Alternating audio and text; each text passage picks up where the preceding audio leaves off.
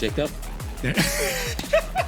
So this dude showing up with a freaking 10 There's ton. so much, and even if we had more, I don't think it. oh my god. Vaughn Gettins just does a burn. No, that is that Oh, Vaughn? no, I like this. You also have gigantic hands. In that car right now. We didn't fly all the ways here to watch you walk around in a sling. This is it. We're in the home stretch. Do you have your tickets? Do you? Better. And if you don't worry. I got you covered. OZSEA. Save yourself $5 on your Seattle tickets. What's going on, everybody? Welcome back to the Outerzone, the official podcast of Formula Drift. My name is Jacob Gettins, and we've got the Fridge, the Mayor. You got a few nicknames now, but Michael Weber, who, if you don't know, one of the big track guys, one of the big track staff, the wrangler of all the. I don't know if you guys have like a nickname for the group yet. No, I mean, our chats had a few nicknames, nothing too crazy, but Nothing we're allowed to repeat on here. Yeah. No, yeah, definitely nothing we're probably allowed to repeat, but mostly just track staff. I mean, yeah, that's basically what it is. It's summer camp. Yeah. Yeah, it's a weird summer camp, that's for sure. Yeah. Like a really, really strange summer camp. How long have you been with FD now? So my first year was 2019. I volunteered all of 2019. Well, I only made half the rounds 2019. I spectated Long Beach, and then I volunteered 4 other rounds. And then kind of just brought me on after that, and I've been every year. So this is my 7th season. Damn. That's crazy how quick it's gone, huh? It seems like it's been about 2 years. Yeah. It's probably added 40 years to my life, but seems like 2 years. It's what you guys do out there, it's a tough gig to say the least. Like between the temps and the stress and the like kind of just always being attentive, right? Like you kind of always have to be on and aware of what's going on. Yeah, no, that's kind of the toughest part of it because, like you said, the temps, like St. Louis, man, there was a couple times when that sun's beating down. I mean, Chris up at control was like, I could see your back sweat from the tower. But then, yeah, like you said, the attentiveness, I think that's where you can't lapse in that because the drivers are really depending on you. If something happens, if they put it into the wall or something, you need to be there to help them. As well as the judges, there's very often Chris will radio down to us and be like, hey, did you see contact there? Because it's kind of unclear from the video. And so we're kind of eyes on the ground as well for that. Yeah, just checking to see if there's like scuff marks or anything fresh on the car or if, things are towed in or towed out. Oh, yeah, for sure. Definitely. Yeah. Where are you normally stationed on track? Normally, I'm in the truck. If we have the truck available, I'm usually driving the truck. I kind of get to, it's, let me tell you, in Utah, when it's cold in the mornings, I got the heat on and the heated seats, and then I got the cooled seats and the AC going in the afternoon. I try not to let my other track guys know that because I feel like I'm just kind of shitting on them a little bit. They're going to listen to this one though, for sure. Oh yeah. Oh yeah. Oh, man. Yeah, that's, but you've put in some time, so I think you've slowly elevated to that point where you get to sit in the truck. Yeah, and I think so. And it's kind of cool. Like, so starting, Pat Gentili was race control when I first started, and he retired, I think, 2 years ago now. And so he was really, him and Kevin would always respond if there was a wreck on the track or anything, no matter what, before I had got there. Not just me. I think our crew as a whole right now is really solid. Yeah. And I think now it's kind of nice because Kevin has really let the reins go a little bit and he trusts us more. And Pat and now Chris, they fully have trust in us. So it's, Kevin can be doing his thing back at grid. It doesn't have to respond unless, of course, there's a couple major, you think of Shelley in Jersey or whatever, when they're rolling cars, he wants to be out there for that for sure.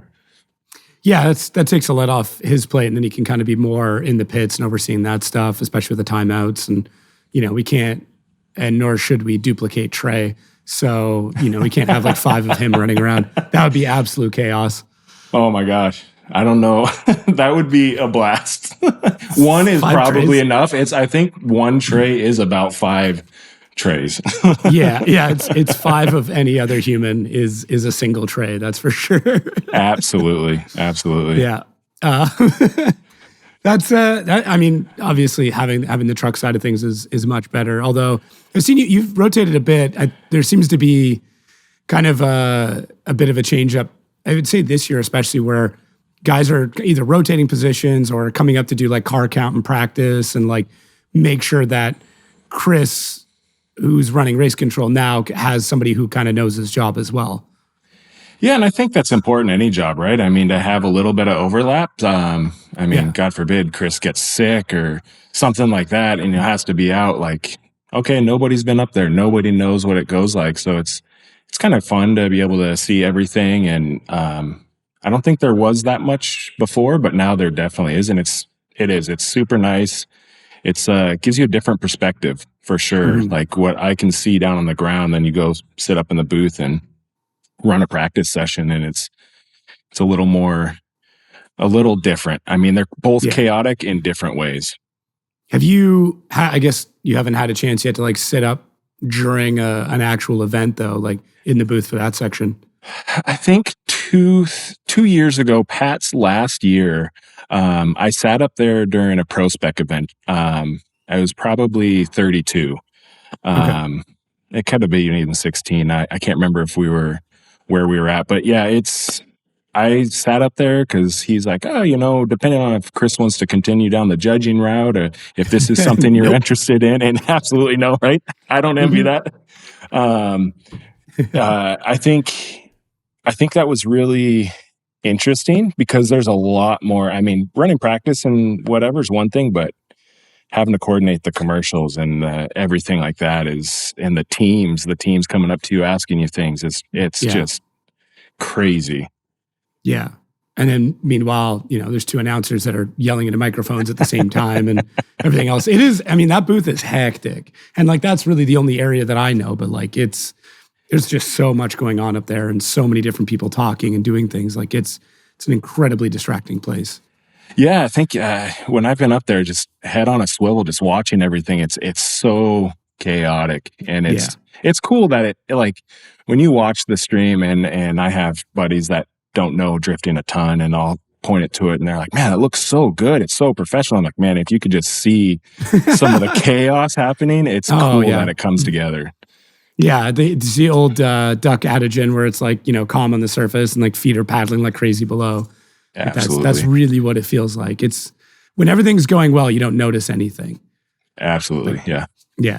That's the way you want it to be, is where you don't, there's no weird things going on the stream. That's a great day when that happens. I mean, it's fun when you guys get to put your foot in your mouth sometimes and say fun stuff. I really enjoy that. I bet you do. That's kind of the fun. What I've seen and noticed recently is like the group of FD.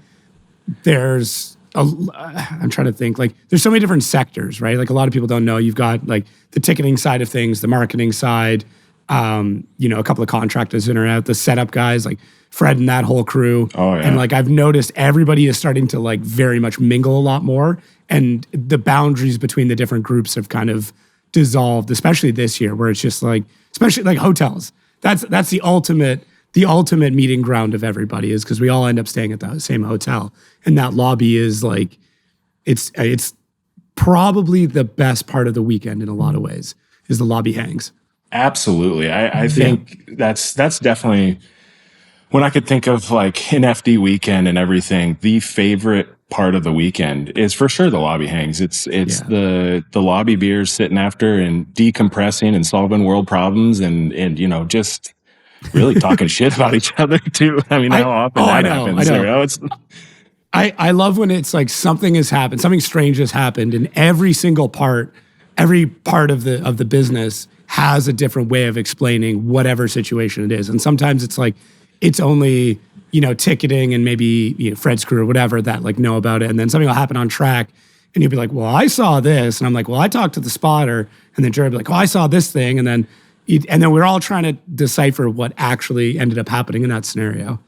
Oh yeah. I mean, Yeah. and it's not just like you said, ticketing stuff, and it's not just the cars. It's like the stories of what happened to the weekend. I mean, what was it 3 years ago in Jersey? I was standing out in the far media pit, and I think it's on like World Star or something like that. Some chick and a guy got in a fight, and there's shoes getting thrown over onto the track. She had flip flops, and I'm like, hold start. I radio in. I was like, hold start. We got shoes on the track, and I look over, and there's people grabbing each other by the hair, and that's that kind of stuff you get to talk about. Yeah, that's a good one. I mean, that's a typical day in Jersey, though. So Yeah. I think that just kind of passes right along. Is there any other? Yeah, that's I mean, part of me wants to say like we've gotten really lucky over the years. I do think there's some luck, but a lot of the changes in safety regs and what we make the drivers do now when it comes to the safety side of things has obviously been huge. Like, we've had a couple of decent fires, but like I don't think there's been a total loss. Maybe early on, but I can't think of a total lost car from a fire. Probably, I mean, obviously a couple of really big hits like Turks in Long Beach. That might have been 2019. Yeah, that was 2019. Yeah. Yeah, that was like that car was pretty much a total loss, but it was pretty old though. Yeah. Yeah. But like Shelly's car being fine, like that's huge. That was a big hit. Yep. Yeah, no, that came back, and when we rolled it back over, I was like, all right, let's see. And when we rolled it back over, I'm like looking at it, I was like, wow, I'm actually it held up pretty good. So, kudos to Team Hansen for really building a stout car, because that thing rolled over, and I was like, all right, she's able to put that thing back together. So that's always my worst nightmare, because usually when I see a driver on track, it's their worst time of the weekend. They don't want to see me because I'm going up to them because something bad happened, probably, that's usually like I try to go up to them during opening ceremonies or cruise the pits and just, be friendly with them because they don't want to see me on track. Yeah. Yeah, it's good that you build that relationship because, as you said, they're seeing you at the worst time of their weekend, potentially worst time of their lives because a car's a wreck or there's a big hit, and not many people are going to be in a good mood at that point. No, yeah, and actually to speak to that, like it's pretty cool seeing that relationship over the years build. Their trust in me. They'll go up to me or they'll wreck, and when I was first there, they didn't know me from anybody, and they would get out of their car before they drove off, and some of them still do. They don't know me, but a lot of them will just say, "Hey, can I drive this out of here?" And I can give it the once over and look at it and be like, yeah, you can take off and drive it out. Try. Yeah. You can try, or we should probably put this up on the flat deck, or, whatever. And in places like St. Louis, you don't get the choice. They don't want you to drive it on a rim there, and yeah. So it's pretty much like, hey, it's out of my hands. We're going to load this up. Sorry. I wish I could, but that's how it goes. Sure. Yeah. For sure. Huh.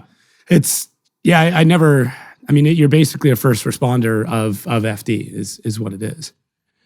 Yeah, and when people ask me that don't know drifting or Formula D, and I tell them, oh, I'm track staff or I'm a track official, and I am, like you said, a first responder, because usually a lot of the times, most our track guys, Ricky, Joe, all those guys are so quick at getting there. Most of the time we can get there before fire safety, the track's fire safety can get there.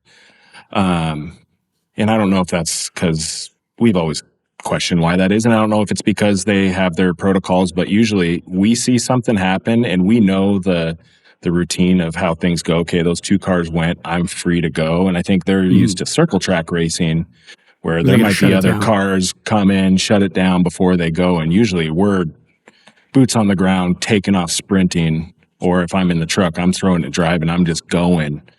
I think you guys are fully aware of like what in the moment you're fully aware of what is safe and what is not. Whereas them, they're not dealing with drifting all the time. They don't know what a safe point to enter is, and if the fire truck gets wrecked, then that car's a loss anyways. So it's better to take the couple seconds to make sure that they're not putting the truck in danger, as opposed to like just running out there and not knowing if there's another vehicle coming at them. Absolutely, yeah, and kind of even to that point, we're Kevin's being really proactive in what we have in our truck. I'm sure you've seen more and more stuff get added to that truck, and it's kind of cool. We've gotten spare tires, universal spare tire kit, where now hey, if he just breaks a wheel, is it faster for us to just jack it up and throw a universal spare tire on there and have him drive off? Interesting. Then throw it on the flatbed, because some of the trucks we get are usually hired out. They're not the Trax tow company. It's a third party, and they're used to picking up cars off a highway, and this car's going to the junkyard afterwards, and we don't care. Just pull it up here. They don't know this car's coming back in 20 minutes. Yeah. They're not putting sliders on wheels and stuff like that. They're just just pull this thing up and just get it gone. Whereas, we're not trying to add more damage to a car that's already wrecked. Absolutely. Yeah. So, we're adding stuff to that, and we're trying to become more self-sufficient and stuff that we can rely on ourselves for.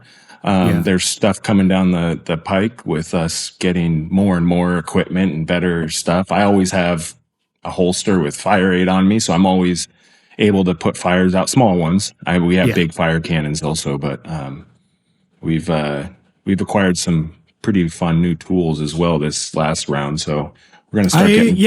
I heard something about some training. I don't know how much of that we can get into, but I'd overheard that there was some training and demoing going on. And I was like, oh, that's interesting. Yeah, so we'll see. I don't know fully. I don't know if I haven't been told I'm not allowed to talk about anything, so we'll see.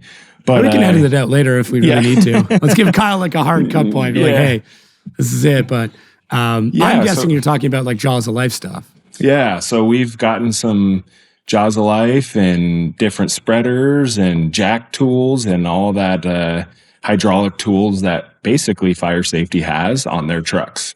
And so we're talking about postseason, this season, preseason, next season, somewhere of getting some official training and doing that. And I think honestly, just as a track staff, I would feel more confident in that anyways.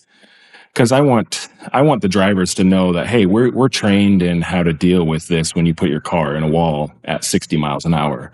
Yeah. And I think we all kind of know, and we rely heavily on fire safety. But if we can take some of that ourselves, I think that eliminates some of the pressure off of them and puts more on us. And I think like I said earlier, we have such a good crew now. I think that's easy to rely on that a little bit more. Well, and the cars are getting faster. There's a lot that's developing in them, whether it's electronics or speed or we have weight limits, but where they're moving weight around and stuff too. Like the wrecks are only going to get more serious. Like, frankly, it's what's going to happen. These every time we try to slow the cars down, they find a way to make them faster than they were previous. So the tracks are getting more difficult. The entry speeds are getting higher.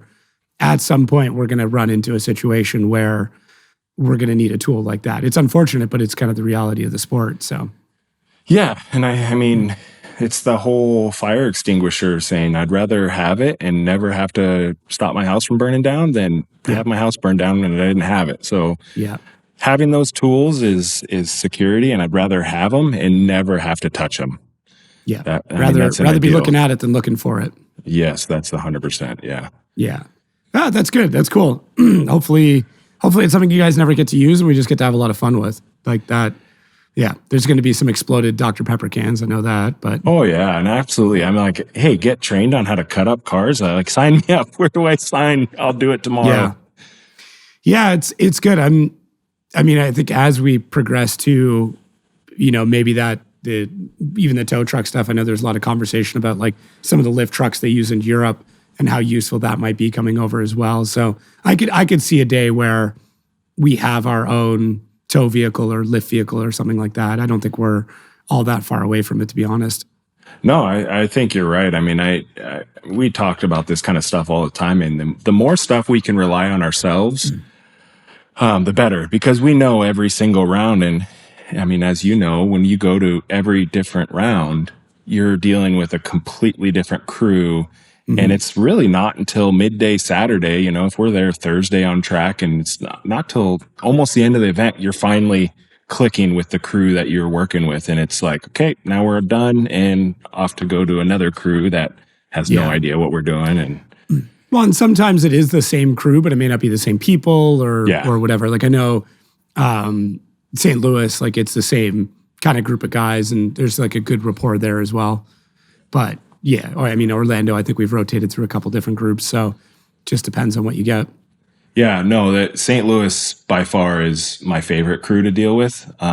Justin on the quad, that guy's an animal. He's out there in his Nomex suit, just sweating away, and he's just works so hard. And he's such a good dude. He's such a good. So it's fun. Yeah, that's a lot. I mean, that makes it worth it in a lot of ways because it's like, okay, cool. We know we can rely on these guys. They know a lot more about the sport now and where they can and can't respond to and how it all operates. So it's good. It's good. I'm glad it's evolving in that way. Like the safety part is just not, it's something that gets glossed over until there's an issue and then it's the focus of everything, right? Yeah. No, that's absolutely true. I mean, it is. Yeah. It's unfortunately seems like it's one of the last things that's kind of thought about, but I mean, I'm always thinking about it. I don't think I think obviously Kevin is, but yeah. I mean, more of the rules in those cars has to do with safety than it does with performance or anything else. Absolutely. Yeah. So what got you into drifting in general? Like, how did what kicked your addiction? So I mean, Chris Yule is my best friend, and I think we met in high school, so we were always kind of into cars. My dad was a car guy. Never really owned very many cars, but we were always as kids going to car shows and doing that kind of stuff. So cars for sure. I got started having had my oldest. My oldest will be 21 this year. I'm only 39, so That's crazy. I didn't personally get into drifting. But when you have a best friend, Chris, who's in it, he built his car in my garage. So I had a couple young kids running around and he would come over and we'd just build the car in my garage and get to go hang out. And, track days were fun days where we'd sit in the garage all day, build the car, and then go out to the track. And then I was always shotgunning in his car, just cruising around. And I got to drive it too. I went out to a school one day and drove it a little bit and had fun. That's cool. Definitely not a drifter by nature, but I loved it and I loved being around it. And shortly after that, he got involved with FD. His story's similar to mine. He, got invited out, volunteered a couple times, slept on some hotel floors, and then got asked to stay with the crew. So, and then that's the rest is kind of history for me. I mean, I flew myself out to Atlanta 2019, slept on Chris and Trey's floor on a little inflatable mattress I bought, like hiking pad, and like slept miserably. But I was like, this is fun. These guys are having a good time. It's amazing. When FD came to town, I think my first event was 2006 at Evergreen Speedway. Okay. I was like, so then I went every year after that because I was hooked. I got to see it and I'm like, I got to be out here and see these. And then so when I got the chance to volunteer, I was like, I'll come to everyone. Like, I want to be there. This is amazing. Yeah, I think there's so many people, I know you get asked too, but it's like, how do I get involved? Like, how do I do this? And like, a lot of it is like, kind of got to volunteer off the bat. And then if it's a good fit and you've got the work ethic, then they bring you on after that. Cause there's an endless list of people who more or less want to jump in some way. Yeah, it happens all the time. People stumble across my Instagram and I think my profile pictures of me standing on the track and they'll be like, hey, how do I get in your job? I want to come work there. And I'm like, man, get in line. And like, it's hard because realistically, there's, 5 or 6 of us out on track at any given time that are kind of running the thing. And it's those 5 or 6 positions, everybody wants to be in it. And I think it's kind of tough to get in there. And your work ethic is, all I can say, I just got there and just worked my ass off until they said, hey, you're reliable and you work hard and you're a good dude. We need to have you out here. So, yeah, it's not, I don't envy you guys at all. Cause like, it's easy for me to like look down and be like, oh my God, it's 100 degrees out. You guys have to wear pants. You've got the series shirts on, you're going to have a hat, but it's like, and you're just standing out there. There's very little shade, if oftentimes no shade. Yeah. And you're around hot vehicles and hot track surface. So it's not an easy job, man. I don't envy that spot at all. No, you make it sound bad. No, but I mean, the upside is you literally get the best seat in the house to drifting. Absolutely. That's like one of the biggest trade-offs is like, there is no seat better than, what is it, New Jersey in Outside 2. I think it was Ricky talking about it. He's like, yeah, it's great. He's like, I'm standing there. They're, 10 feet in front of me, and I'm watching the best drivers in the world inches apart from each other fly by. And I'm like, yeah, they're literally drifting a circle around you an out or two out there. And it's like, I try to explain that to people, and I'm like, if you could just stand there for one run and witness it, it's like you would instantly be, yep, I'm hooked for life. And it's like a drug. I can't give it up, and I want more. And it's amazing. And I think the camaraderie that goes with it too. Like that's, as we talked about the hotel hangs, but even like, the meals, the consistent shit talk, like in the best possible way. Like say, I don't want to make it sound bad, but it's just everybody's always ribbing each other, but it's very friendly. And I don't know. It's just a ton of fun to hang out with you guys. Yeah, it's everybody in FD is such a cool group of people, and they're all unique in different ways, and it's so much fun. And like I said, it's summer camp. I remember back as a kid going to summer camp. It was some of the best weeks of my life. It was like so fun. You go there and have this super good time, and then you're like, man, so that's kind of what FD is. And it's not just the cars, but it's the people, like you said. And man, we're all such good friends, and we hang out outside of FD, and we do so much together that it's a good group of guys, not just because we work together, but because we're just all good friends. Yeah. Well, a lot of you guys are Pacific Northwest, right? Like you, Chris, Trey, Ricky. Yeah, Ricky. Oh, I thought Ricky was down in Arizona. No, so yeah, Trey and Ricky are both Idaho boys. Okay. North Idaho, Sandpoint and Post Falls. Logan's up in Kelowna. Right. So not far. And then, Chris and I are 15 minutes from each other up north of Seattle. And then, Max and Sopa are down they're Arizona boys. Right, okay. I thought Joe, Ricky was down there too. Joe, no. And then Joe, he's in the Northeast. I don't know where he's at, actually, to be completely honest. He's the quiet one. Yeah, he is the quiet guy. He's the quiet one. We've tried every Joe will love hearing this. Chris and I always try to rib each other. Like, we gotta really crack him open, and he's such a quiet guy, and he starts hanging around like, man, some of us shitheads. It's like, he's in for a rude awakening because we're such dirtbags sometimes to each other. But it's like you said, it's all in love, right? We're all good friends, so it's all in love. It's a lot like being on a sports team. Like it's the same feeling. I mean, I know you're a big football guy. By the way, some of those old high school football photos are pretty epic. I think you need to bring back the hemp necklace. I was a big fan of you with a hemp necklace. I might try and bring one out to Seattle just to bring it back. I sent Chris your high school photo earlier today. I'll show it to you later. Oh my gosh. Quite the looker back then, man. Dude, let me tell you. Let me tell you. Oh man. Yeah, that's, high school in the early 2000s. That was interesting. Yeah, it was fun. That was a special time.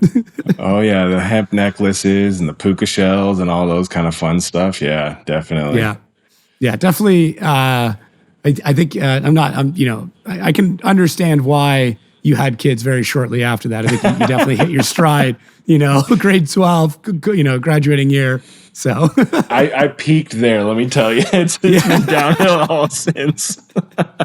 hit varsity, and then that was it. You're like, all right, cool, we're in. Have some kids, get a good job, and there we go. That's right. Absolutely. There's not much more you can do in life than that, right? I mean, you get varsity football and you have kids and retire. Yeah. That's all you got to do. I figured you go into more football coaching. I know you coached one of your kids, didn't you? Yeah, I coached. Well, I coached both for a little bit. Actually, my older son mostly. Okay. Yeah, I started coaching right out of high school. So back in 2004, I started coaching little kid football, 6, 7, 8, 9-year-olds. Okay. I coached them basically. That group, I coached them. I followed them all the way up till they were 14 years old. Oh, that's cool. And then I dropped back down when my older son, who's Josh, when he started playing, and then I started coaching him, and I followed that team again all the way back up through when they were 14 and went off to high school. And then after that, I mean, I'd been coaching, and actually I ran the football. I was the president of the league for a while and took over for my dad. And I was like, I want to go watch my kid play high school football. I don't want to have to be coaching and dealing with that. So then I just kind of stopped. Did your dad coach in high school then? He did not coach high school football. He coached youth football. Oh, okay. Okay. I so saw we ran Mr. Weber in your high school, so I wasn't sure. I didn't put two and two together. Yeah. Wow, you did some digging there, huh? Yeah, we had a Mr. Weber. No, not related. Okay. Mr. and Miss Weber, and none of us were related to all three of us. None of us were that's related. funny. So, oddly enough, yeah. Huh. Okay.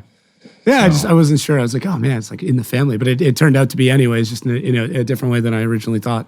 Yeah. No, I've been asked by some of the high school coaches that I've worked with through the years, ask me to, hey, you should come back and coach. And I'm so busy with doing my fun stuff that I don't. Yeah. I mean, I have my normal day-to-day job, and then I get my FD and hockey.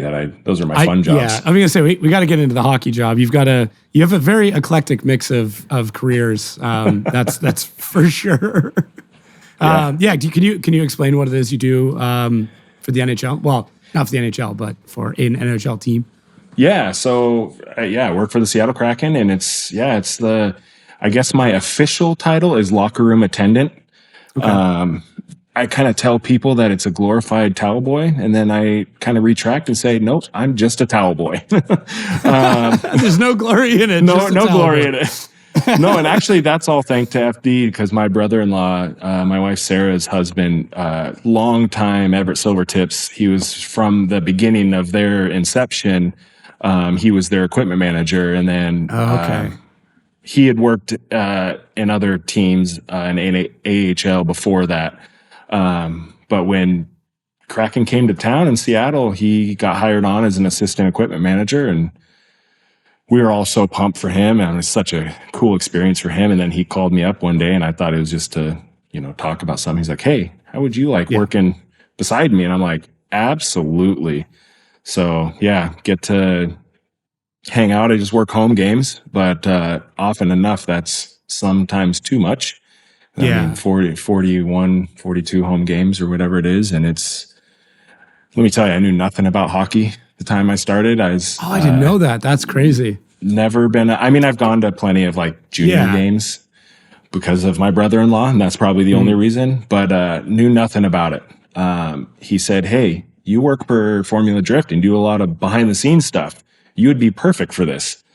And so that kind of leaped into that. And so I've been there ever since, and I kind of worked my way into not the head guy. There's no real pecking order for my position there, but our head equipment manager really trusts me and likes me. So that's like, to me, that's like, I just like to be able to serve whoever I'm working for or whoever I'm working with. And so the fact that he does that, I like that a lot. And so, it's cool. I get a lot of cool stories and get to hang out with a lot of players and see a lot of cool stuff. And it's funny how both of your jobs are like that, though, where it's that super behind the scenes, almost front row look at the sport.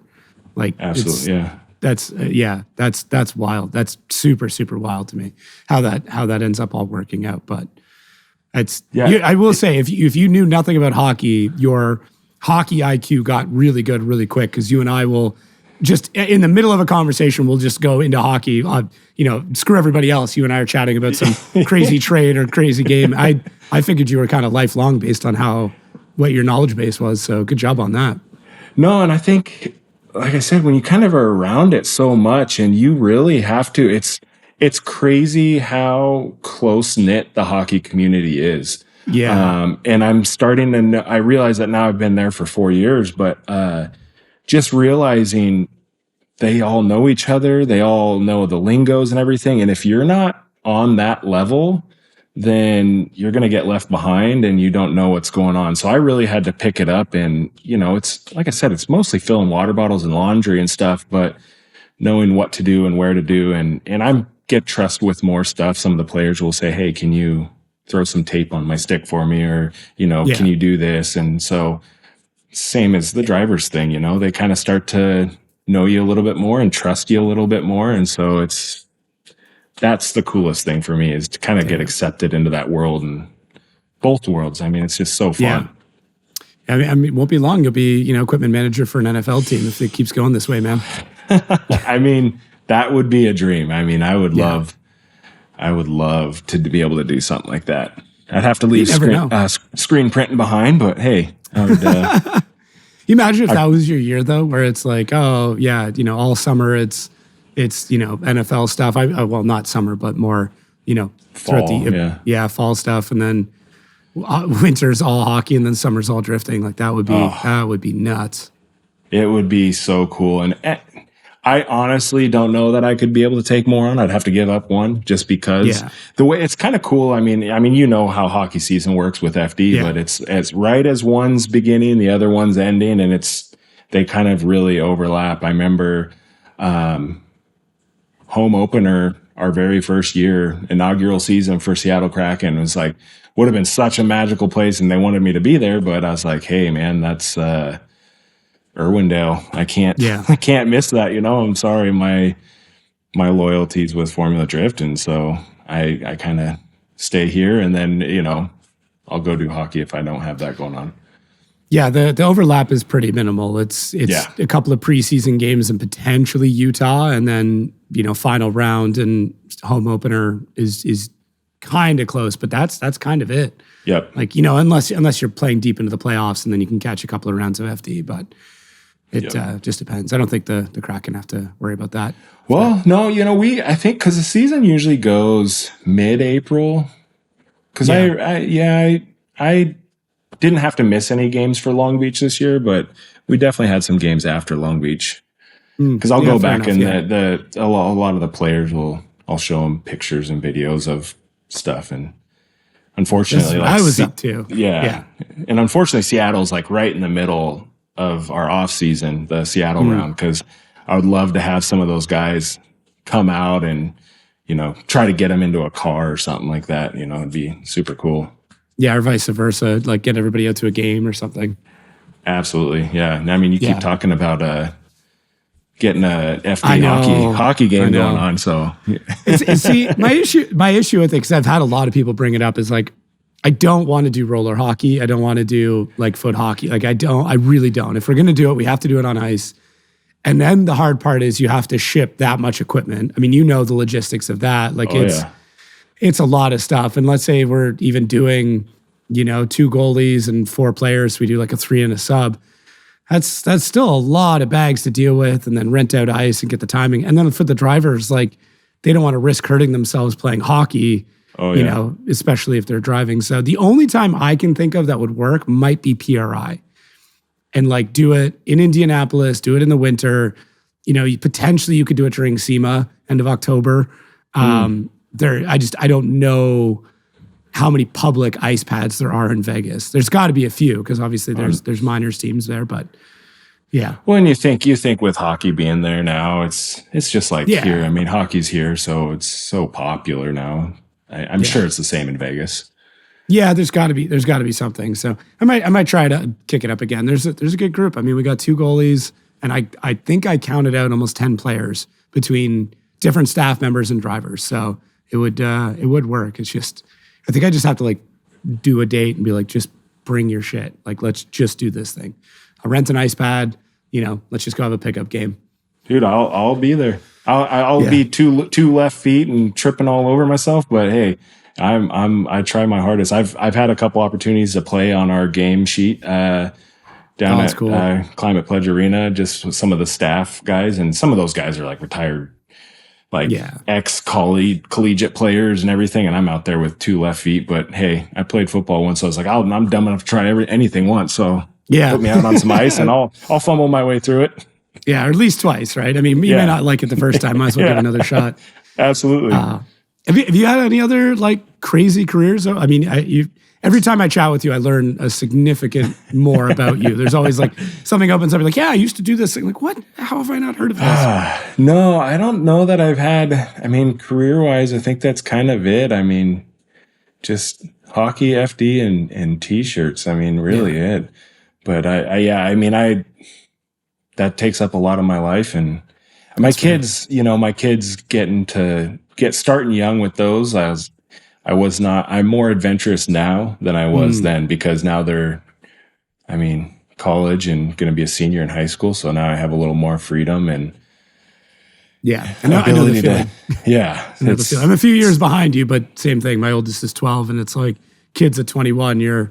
It's like, cool. All right, I'm not going out to the bar. I'm at home changing diapers. So yeah. One of the coolest thing with my kids is last year, Seattle round, we needed a volunteer. We didn't need one, but it's like, hey, it'd be kind of nice to have an extra guy. And I'm like, I called my son Josh up and I was like, hey, what are you doing this weekend? Are you going to still be home from college? And he's like, yeah. So he came out and put the shirt on and got a hard card, and he was down by finish at Evergreen Speedway. And one of the highlights of me working at FD, was getting to work along the side with my kid, because he's been to a bunch of the rounds and we've taken him to Long Beach to see that and stuff. But getting to work alongside of him and him getting that view we talked about. And so now he kind of understands it, and like, it was super cool. And it was like a really full circle thing for me. And I really enjoyed it. I was like, hey, I get to work with my kid, and that's cool. It was fun. That's super cool. Yeah. Just even having them at rounds is kind of neat. Like, just being there so they can kind of witness what's going on. But to have them on the headset, that's got to be a whole other moment where, especially doing like a comms check and then hearing him radio in, you'd be like, there you are. All right. Absolutely. I will say though, Chris told me, he's like, man, he's making you guys look real bad. He's played on a state championship football game his senior year of high school, and he's still plays basketball twice a week, and he's in amazing shape. So when he would go chase a cone or a bumper, he's dead sprint. And I'm like, come on, dude, kid, you're making me look bad, dude. Come on. Yeah, that's funny. That's good though. He's full of piss and vinegar and wants to do well and put the family respect on it. So that's good. That's super good that he did that.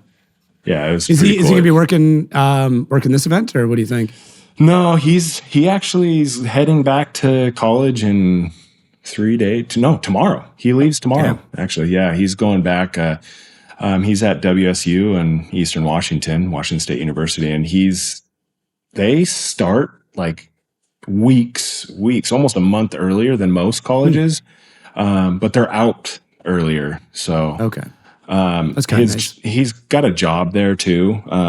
They obviously are cool enough with letting him take the summers off, but people are starting to come back into town, and they love him so much there. They're like, hey, we want to, he was a busboy at a restaurant, but now they want him to be a server, and they're like, hey, we want you to kind of move up and make a little more money. And so that's kind of cool. So they're like, hey, we want you to start work next week. So he's heading back, and that's awesome. You don't have to send as many checks out to college now. He can pay for himself. So I try. We'll see if that actually happens. That's kind of the rule, year, right? It's the dad rule. Yeah. Next year, my younger son will be graduating, and he hasn't decided what he's going to do yet. So I might be sending double checks out to colleges. So we'll see how that goes. Damn. Not looking forward to that. It's going to be the budget will be stretched a little thin on that one. You might have to pick up more work at that point. Yeah, that's why I work 3 jobs. Yeah. I once again know the feeling for sure. And none of my kids are even in middle school yet, so start that in a couple of weeks. So it's crazy because you think when they're young, you're like, man, this is so expensive, like just a lifestyle change. And you kind of think that. I mean, you are buying a lot of disposables like diapers and food. And you obviously, when you're just a couple, and then it's crazy when they get older, you think, oh, they'll get less expensive. No, they get way more expensive. And maybe I'm just naive for thinking they would have got less expensive, but you just kind of hope. I think that's just what gets you through, right? Like, Yeah. I thought like, diapers are expensive. And then I got into hockey equipment, and that's just like, I got to buy new skates like next week. Like my son did his first practice, after taking the summer off, and my wife's like, I don't want to tell you this, but he needs new skates. I'm like, shh, okay.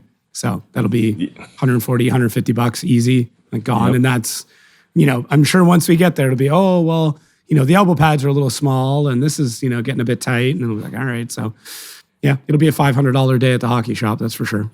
Yeah, easy. I mean, you don't learn, and in today's world, and unfortunately, like I'm just at the tail end of it, and you're right in the thick of it.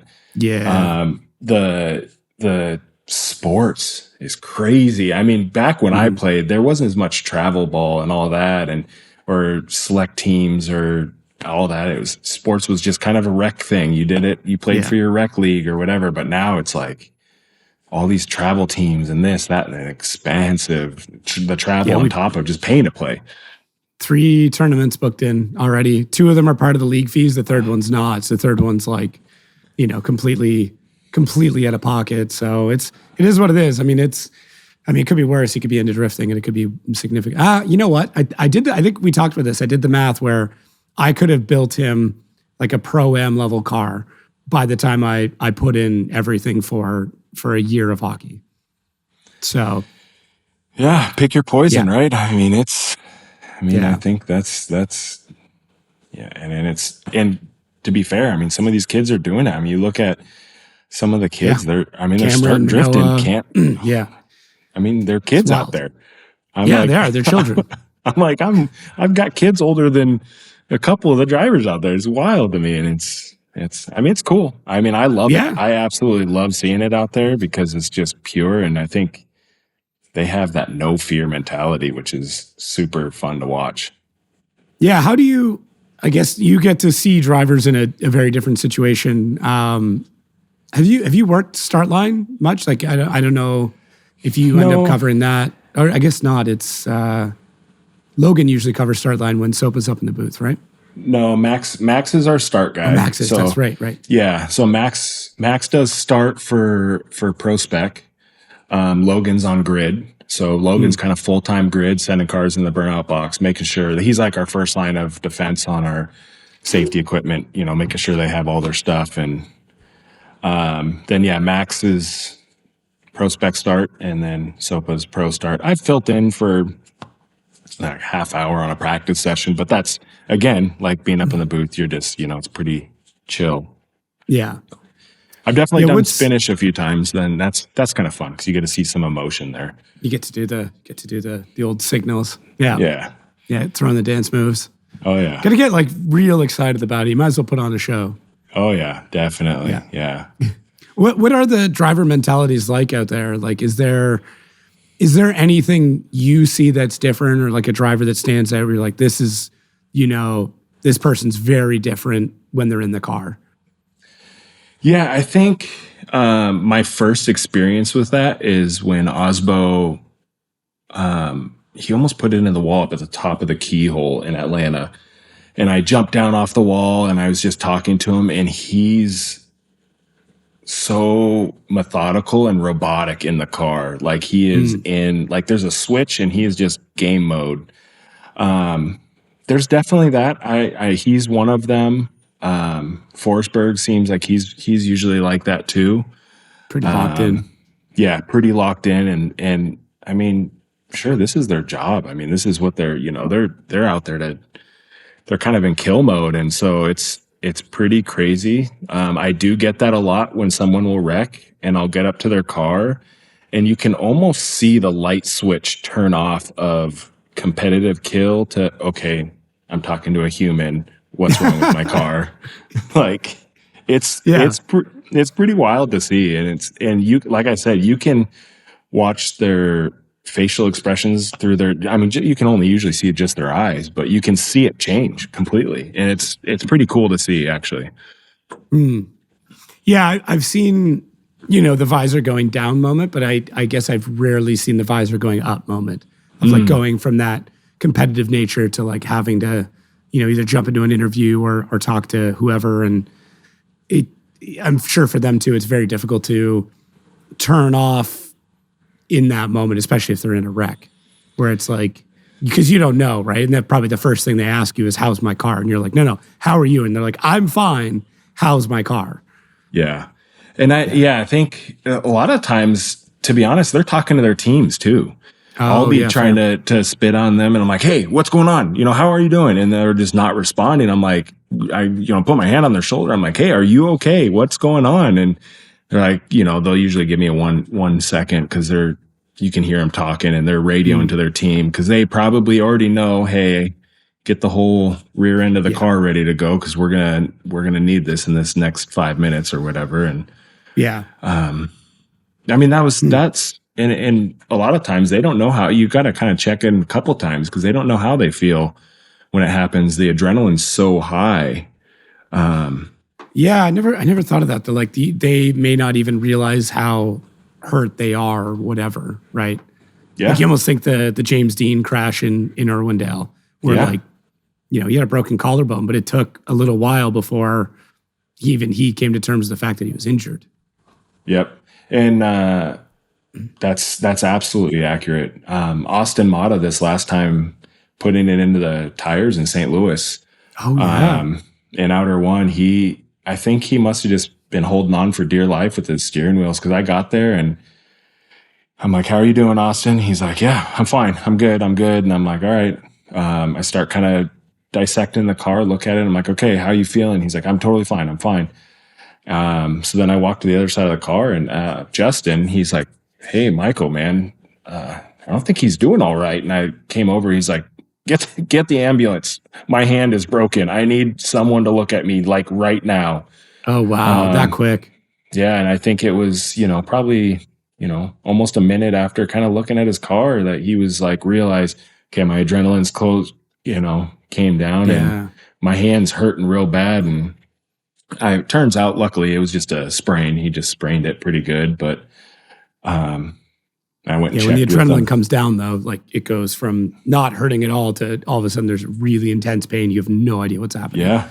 And I think it hit him like a brick wall, and he was like, hey, this isn't good. And so that's definitely one thing that's the stuff we don't get taught that. It's just a matter of repetition and doing it and talking amongst each other is like, hey, just always check on them. Make sure you're checking multiple times, because things can change.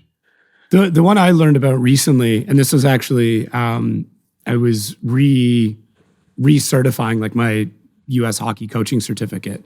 And one of the, like, obviously a lot of sports, they're like head injuries are the big focus, especially with youth sports. It's like, monitor the signs. And one of the things that they've updated recently is the head shake. That if you see somebody doing the head shake, especially multiple times, the chances of them having a concussion is like significantly higher. It's now considered to be like an early sign of a concussion. Yeah. And I think back to like the amount of pucks I've taken to the head over the years. And the first thing you do is try and shake it off. And I'm like, ooh, I wonder how many concussions I've had. I had one really bad one last year that like put me out for 2 days. And I was like thinking to myself, like, man, maybe that's like the next thing we'll have to start watching for is that head shake as drivers get out of the car. Because I've thought back to a few hits and I'm like, I remember seeing it where like you can see him just trying to like shake things back together. I'm like, ooh, there's probably more injuries than we actually know about because the drivers don't want to talk about it. Oh, I'm sure. Yeah. And it's the concussion thing is, I mean, that's real, right? I mean, it's not, it's no joke. And that head shake thing is interesting. I'll have to keep an eye on look into that. It's a relatively a new thing that I was kind of reading up on. I'm like, I do that at least once a game. And I'm like, hey, that is not good. Well, and concussions, I mean, you get one and you're more prevalent to get the next one and so on and so on and so on. So yeah. And the drivers, when they get injured too, I mean, they are obviously a little less apt to to talk about it, and they want to, because they don't want to get pulled out for a medical reason. They don't want to say, hey, Kevin comes over and says, I can't have you in a car. It's just not safe. So they're going to do their best to say they're fine. And ultimately it's up to us to discuss it, and I'll say stuff like that. That's why I think I radioed. I said, hey, Trey, Kevin, can you guys just, go check in on Austin, just make sure everything's good. And, they're usually pretty keen on that, but. Yeah. Are there any like wrecks that really come to mind for you where you're like, this one was a little spooky, or, when I think about wrecks in the sport, this is what I think about? Oh man, that's a very good question. I mean, the Derek Madison one for sure, kind of. It's just such a freak accident. Yeah, it kind of spooked me just because I think when it first happened and everything, it was fine. Like whatever, I pulled the wood out and I didn't think much of it. And then like 10 minutes later, I was like, that could have. I mean, that would have taken his head off. I mean, there's just no. I mean, that's going through a helmet for sure. Yeah. But that one for sure. I don't really. A couple years ago, when we first got into drifting, Chris first got into drifting, and we were with we had a friend, Joseph Lynn. He drove I think it was Pro 2 when he drove for 1 year. D-Spec was his name, or was his thing, but. I'm trying to think of what the car was. That wasn't the dude who had the Evo, was it? No, it was a black, kind of like a matte black S13 hatch. Okay. Had like pink and yellow highlighter wheels. Oh, okay. It was just like the last year of Pro 2, I think. Yeah. We were at Irwindale, and he came off the bank, does the inner one, and then just gripped up and full speed just straight into the wall. I mean, it was like not just hit stop, it was like hit and like the car bunny hopped when it hit the wall. And where I'm at the exit of the bank of Irwindale, I just remember seeing that and just threw it in drive, floored it over to him. And I was like, oh my gosh, how bad is this going to be? But I mean, he ended up being okay, I guess. Okay is relative. I think he said, I asked how he's doing. He said, I think I pinched my balls off or something like that because the seat straps. I was like, okay, you're okay. You're okay. Yeah. All right. We're cool. We're good then. Yeah. But I mean, stuff like that, those hard impacts where they're straight on, the glancing blows, not so much. That being said, I mean, JTP and in Irwindale, he rode the wall in Outer 2 there as well. Yeah, I mean, that wall was a killer.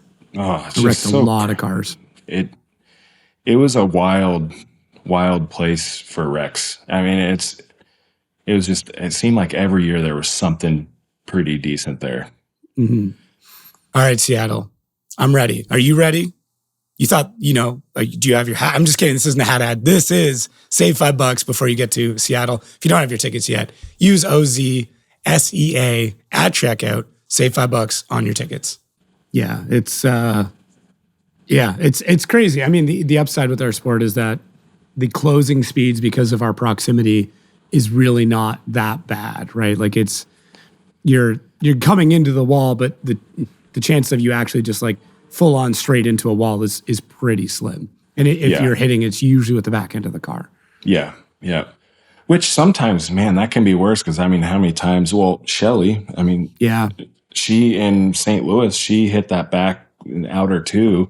Luckily, it was just a fence. It was right next to me, and that was kind of sketchy. But, I mean, if you hit your backside, and it'll throw your front into it as well. So that's always a little bit, I mean. Yeah, spins in tight.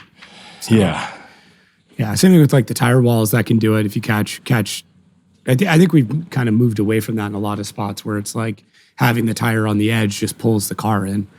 I absolutely hate tire walls. They're I mean, it seems they do more damage than save damage. I can see it with like a wall with tires behind it to like soften the blow, but just tires, like once the car catches it, it just spins the car, right? because it pulls it in and then chucks the car back out. But the idea is to dissipate energy. It's just, it's doing it in that way. If you have it if you can have it at a place like I think in Long Beach where you're going straight at a wall, I can understand. Yeah. Like you don't want to go straight into a wall. There's some tires there. But if you're glancing across them and these guys are, we're playing games of inches and they're trying to get as close to possible. And if they drag a tire through a wall, it's grabbing them and throwing them into the wall. Absolutely. Yeah. I don't know if we need to get into like the point of like Tech Pro at some point, but I think some of the speeds we're getting up there, like what they're run a lot in Indy and F1. And even the new NASCAR bank system.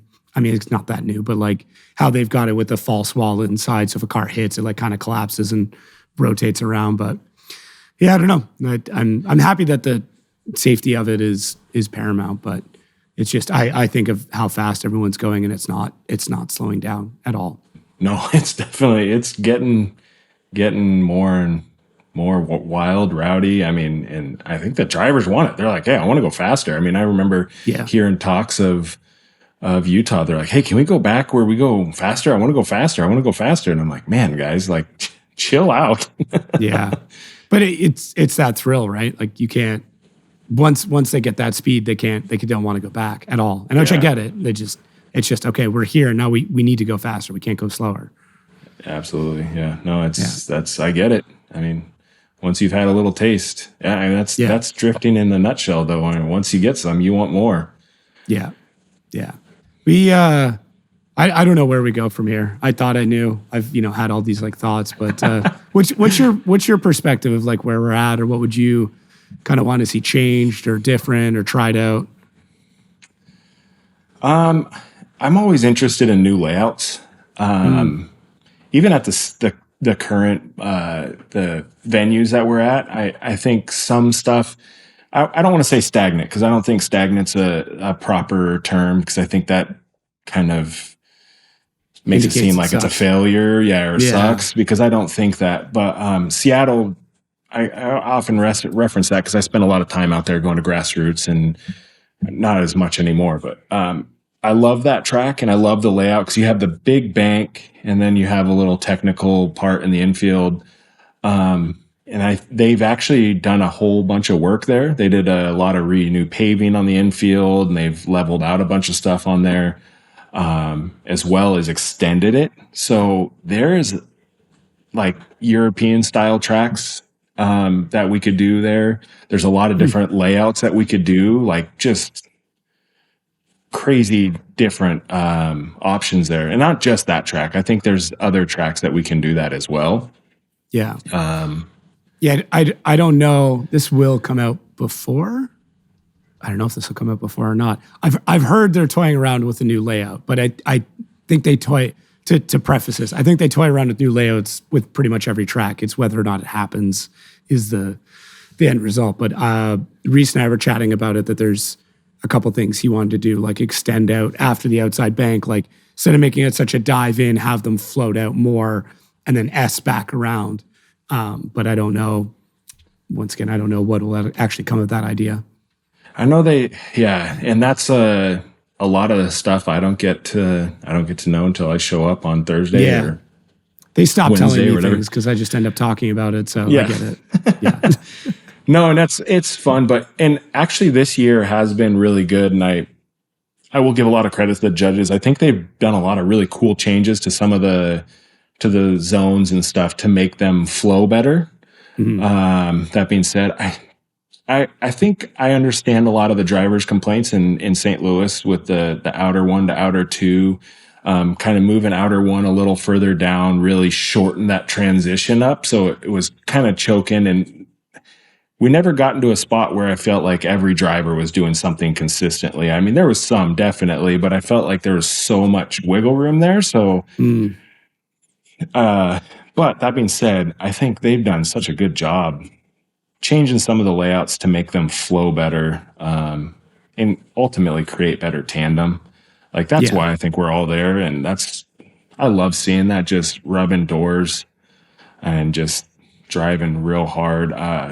2019 Seattle James Dean and Piotr on the wall in Seattle, just rubbing doors not even just the wall, the entire and course. mirrored like the whole way through. Like it was I know exactly what you're talking about. That was like I have that picture up on my wall, and actually I have part of Peter's bumper. I had him autograph it, and I have the chunk because they ended up hitting that when they transitioned, they hit and it destroyed it, and I had him sign it. And so have that hanging on my wall too. And that was like such an iconic to me. Like I just want to see that everywhere we go, just these cars just pushing each other around the track.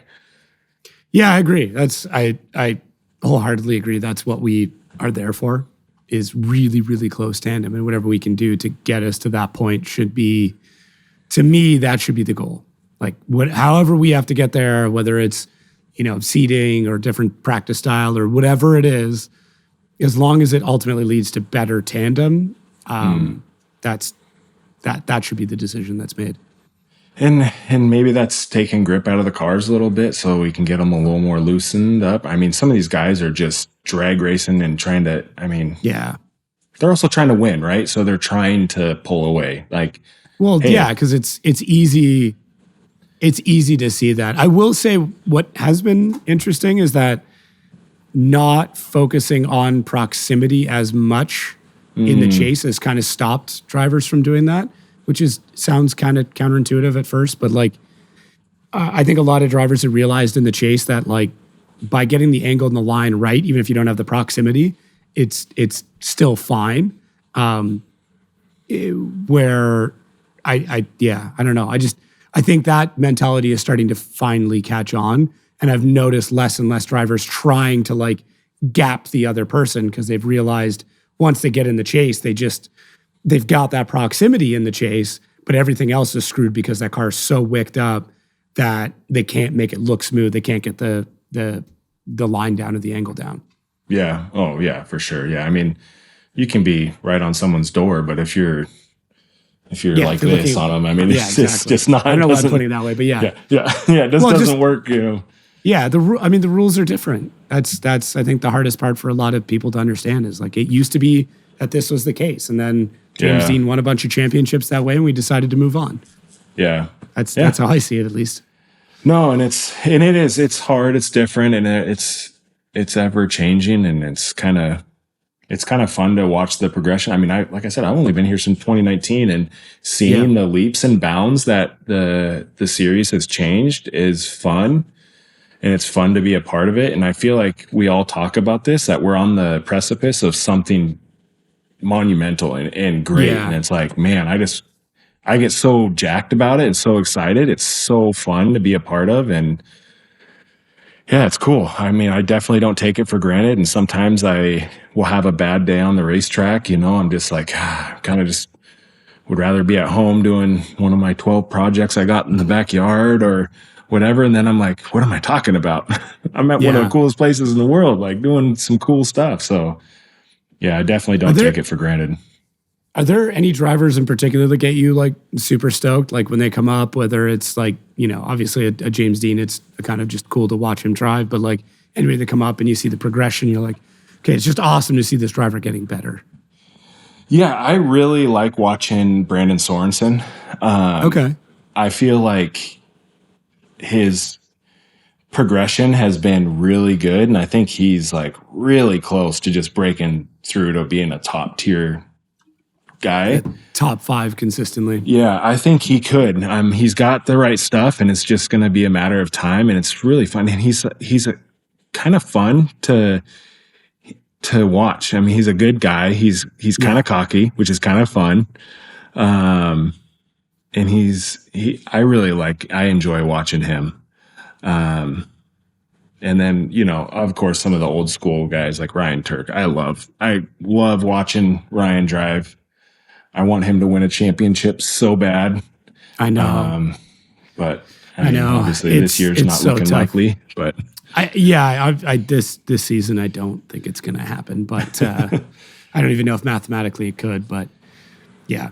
Definitely one of those, him and Odie, I think the two that immediately come to mind where I'm like just so deserving, and it hasn't lined up for them. Yeah, same. Yeah, Odie's man, it would be so good. Yeah. And it's kind of fun to watch him. It's a little different this year watching Odie. Amy is such a cool spotter, and she's so good. And she's so attentive and says like all the right things in the drivers' meetings. And it's so fun to watch that kind of stuff. So it's been a little different seeing them.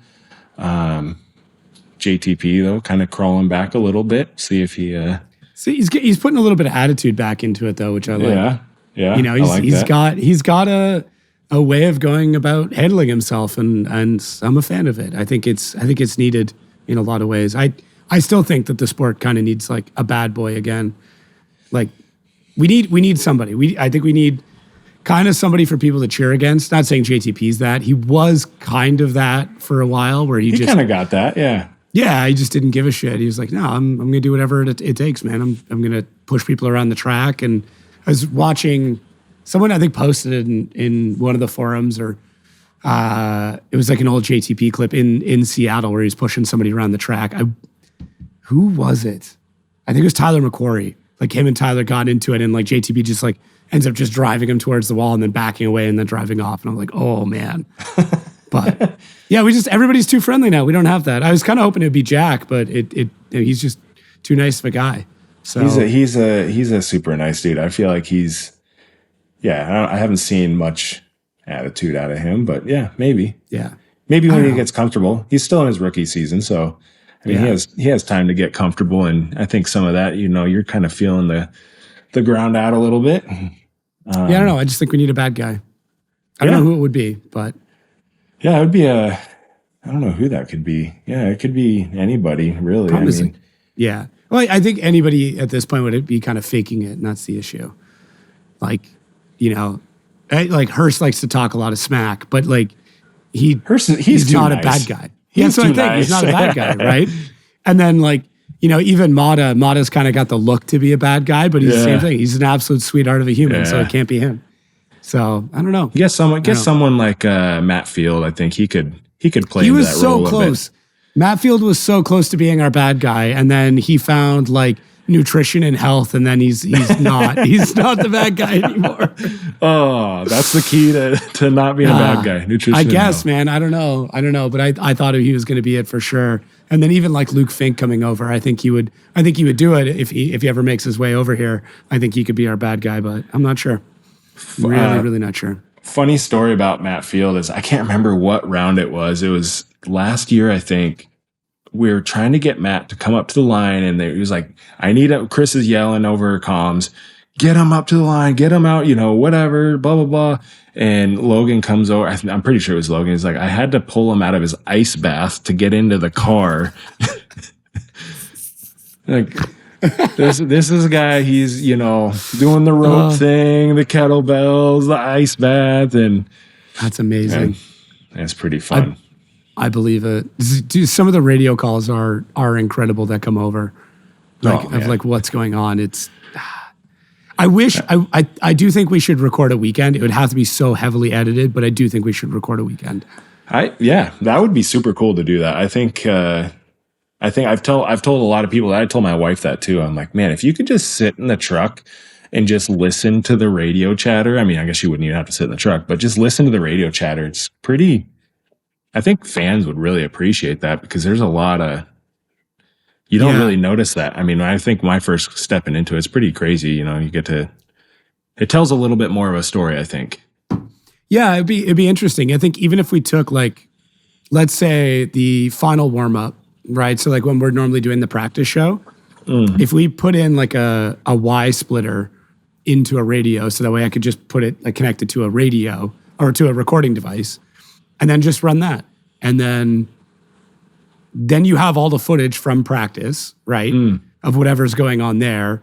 And then you have the radio going over top of it. I think that could be kind of cool. Because like that practice, there's always something weird that happens. Because it's like your last one before competition, guys are pushing a little bit too hard. Yep. They're getting comfy, and like there's usually a weird wreck that happens.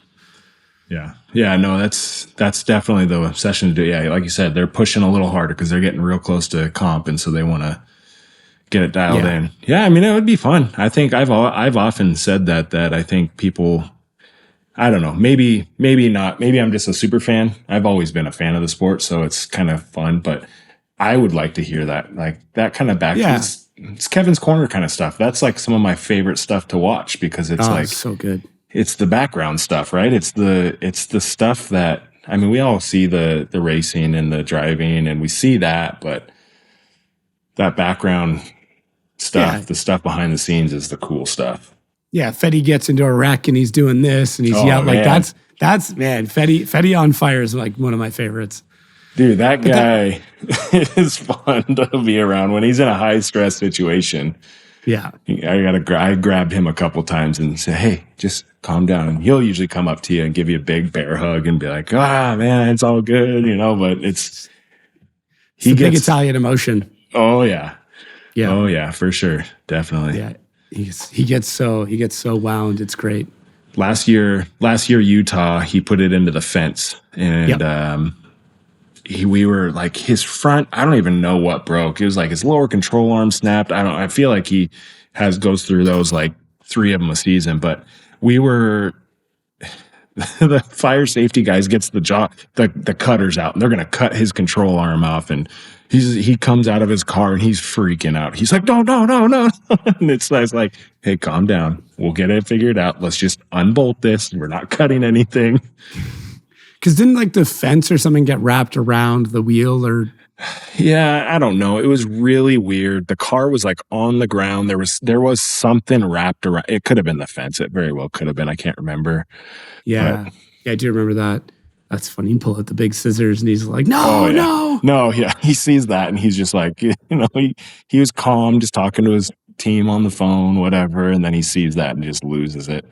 But yeah. I mean. Yeah, the moment when his car caught fire in Long Beach and he's like looking at fire safety and he's doing this and he's back at the car doing this. I was like, I shouldn't be laughing, but I think we can all laugh about it now because it was like, you could not be any more Italian in that moment. Like there's no physical way to be more Italian than he was in that moment.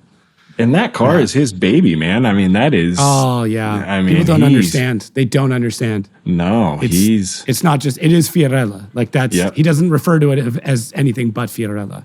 Yep, 100%. So it's. Yeah. Yeah, that's crazy. It's those moments that are cool. Like I do wish people could experience more of it. I think Kevin's Corner does a pretty good job, but it's not everything that goes on.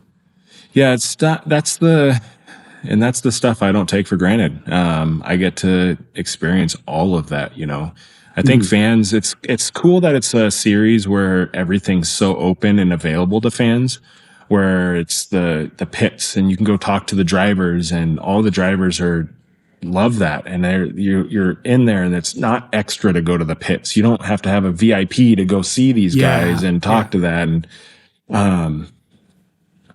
but that next level is that behind the scenes stuff. And I try as much as I can to share that with people that I know, but it's for them to be able to experience that. It's pretty cool. So that's Kevin's Corner in a nutshell. Is why I love that part. 'Cause you get to see some of that stuff. Well, and as we talked about before with like the hotel hangs of like, you saw Kevin's perspective, even though like you may have had a different one and how it all comes together. It's like every situation has like 10 stories going on and each one gives you like another little piece of more or less what's happening. Yeah, no, it is because you never know. You don't know the full story because Chris saw it one way in the tower or witnessed it, and I saw it somewhere from my zone, and Ricky saw it something else, and it's kind of fun just to, kind of get a bond over that one experience with different views and then talk shit about discussing it afterwards is still like the best because the amount of times I'm like, guys, what the hell happened today? And he'd be like, okay, let me tell you, like even, and I think even, and I mean, this, because even when you're so tired, you're like, all right, I just need to go take a shower and go sleep. But you're like, I got to be up at 6 a.m. tomorrow. And I'm like, I can't miss lobby beers, lobby hangs. Like, we got to go figure out what we're going to do tomorrow and what happened today. Like, that's just the part of it. I will say that's the one sad part for me with Seattle is that I know you guys won't be at the hotel. Yeah. So it's just not the same, man. It's not the same. Well, I've been talking to my wife about that, and I got to talk to the boys and talk to everybody. I mean, I just put a new gazebo out in the backyard with a fire pit, and I'm like, hey, well, I'm only 20 minutes from the track. I mean, maybe we'll just do lobby beers at my you like place. the barbecue, and I'll be there cooking. Don't worry about that. 100%. If you got something to cook on and food, I will happily stand by that grill all night and cook. So you can cross that part off the list if you want. Definitely. Yeah. No, because I'd hate that part too. Saturday, Joe and Logan are actually staying with me, and usually Trey stays with Chris at his place. But yeah, we usually stay at each other's houses in this round. But that is the one round part that sucks is the post night. It is nice to sleep in your own bed, though, right? That is nice. Yeah, it is. Yeah. It's pretty crazy. I mean, you fly way more than us and travel way more than us. I mean, I just saw your post. What is it, like how many days? 34 days. 34 days. I haven't slept in my own bed. Yeah. It was, I mean, part of that was the never ending home renovations that were going on that three separate times they told us the house was done, and 3 times we came in. I'm like, it's not done. It's not even close to done. Why are you telling me to come back here? So, I was supposed to be home much sooner than I was, but it is what it is. That's how it goes sometimes. So, I can't. Very nice to sleep in my own bed. No, and after a long day at the track, sometimes it's just nice to jump in your own bed. That's for sure. But yeah, your own shower, everything else. Although I will say there's nothing better than like a 30-minute shower in a hotel where you're not worried about the water bill or anybody else like coming, to bug you or kids screaming or something like that. You're just like, I can just stand in the shower for 30 minutes and not have to worry about it. Yep. And usually, we're rooming with each other, so we got to kind of be a little mindful, but you usually work that out. Luckily, I room with Chris. Oh, okay. So he's usually up in the tower. Kind of talk shit on him a little bit for being up in the AC. We always call him up in the ivory tower up there. Yeah, the ivory tower. Yeah. And we're sweating our balls off down there. But so usually I get at least first dibs on the shower at night, and he can hit it later in the morning. But that's fair. I mean, Utah, we don't. We're directly in the sun. It's actually pretty nasty up there in Utah because it's like when the sun sets near the end of the day, it's directly at your face. And it's an open deck, right? There's not. You're not like deck. Yeah. So that part's it's a little rough. And what's interesting is there's that whole like kind of ballroom right behind us, like that conference room right behind us. I'm like, we could just set up in there. Like, do I really need to see the track? Like, does it no, it change not anything? really.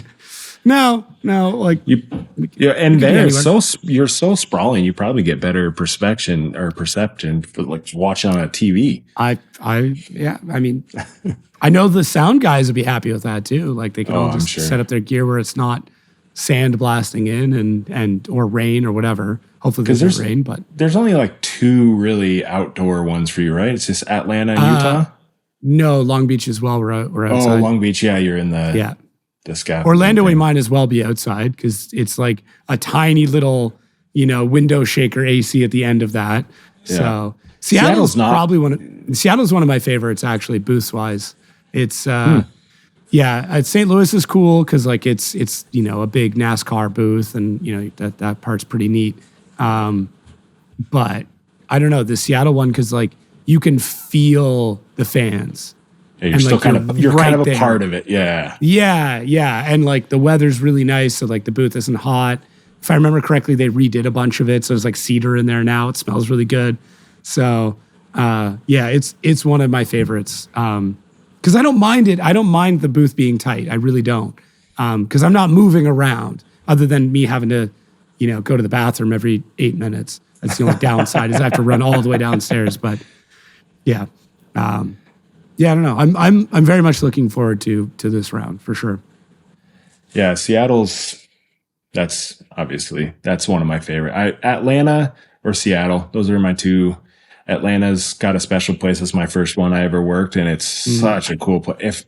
We always talk, all our track staffs, everyone. We always say we all got to call in sick one round, and it's Atlanta, so we can get a barbecue and a cooler full of beer. And I mean, it's a party out there. Yeah. And so that's a cool place. My wife hasn't been to that one. She's like, oh, I want to go to a different one next year. And I'm like, go to that one. That one looks like it would be a cool vibe. It's one of those when people are like, I want to go to my first FD event. I'm back and forth about sending them to Atlanta because I'm like, it will set such a high standard for you for when it comes to the driving, the crowd, the venue, the layout. Like it's such a great track. So yeah, it's a good one. Yeah, we'll see. We'll see how things progress. I don't know. We'll see. Not trying to hint at anything. Don't read too much into that. People, calm down. I know, right? Yeah, but I don't know. There's a lot of places I would like to go. I think there's so many cool markets that we either haven't hit or haven't hit in a long time that I would like to go and check out as well. But we'll see how things go. Yeah, I've often heard about they bring it up in meetings and stuff about extending the season a little bit further. I wonder what that would look like, adding another round or something. I mean, some drivers are super for it. Some drivers are super against it. I don't think it depends we as on a funding. series. Yeah. And I don't think we as a series have really been serious about it, but I know a lot of drivers bring it up. They're like, hey, we'd like to do more, or. Yeah, I've also heard like separating like 1 or 2 pro spec rounds from pro and doing like standalone. But it's such a massive cost because like the operational cost is basically the same. So still have to have all the infrastructure and staffing and everything. Yeah. Yeah. And pro spec's doing really well. I would argue this is the best pro spec season we've ever seen. I think three-way tie for first. Three-way tie for first? Wild. Yeah. So cool. And like, there's some shit talk going on, which I like. I like, Brutsky and Chen kind of going at it. It's a nice little rivalry. Cole Richards just, snickering in the background. It's great. I think Prospect's going to start getting their bad guy a little bit. I kind of like that. I think so. Maybe that should be our bad guy for Pro too. Brutsky, just keep talking shit, man. Be the bad guy. He's there. He's just gotta. You just gotta do it more. Just gotta do it more. Yeah. Yeah. He's so quiet though in the driver's meeting. I don't think I've ever heard him say anything. No, I don't think so either. There's usually, usually Matt will have something. JTP said a few things now. Amy used to always have 1 or 2 like very finesse little things where you're like, I've never thought of that. And then she'll say, and you're like, well, now I feel dumb. We don't have Papa Ryan Vaughn. Literal sometimes. Yeah, whenever Vaughn's there, it's like, you know the meeting's going to go for an extra 15 minutes if Vaughn's there. But it's always good. It's never like just wasting time. It's always good insight and a lot of business stuff he'll bring up in it too, which is cool. Yeah, it's fun. I'm glad we started filming those because that's another thing that I've told people. I'm like, that's another thing I wish people could see is that kind of stuff. Because it's really cool to see some of that. The more the behind the scenes stuff and seeing what that we talk about in those things is important. I think. A lot of the different stuff that FD's doing.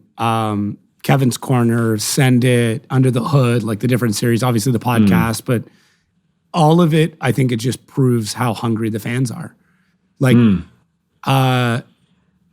without, it's going to sound shitty and tooting my own horn anyways, but like looking back on the podium show from New Jersey, and it was one of the biggest pieces of content from that weekend.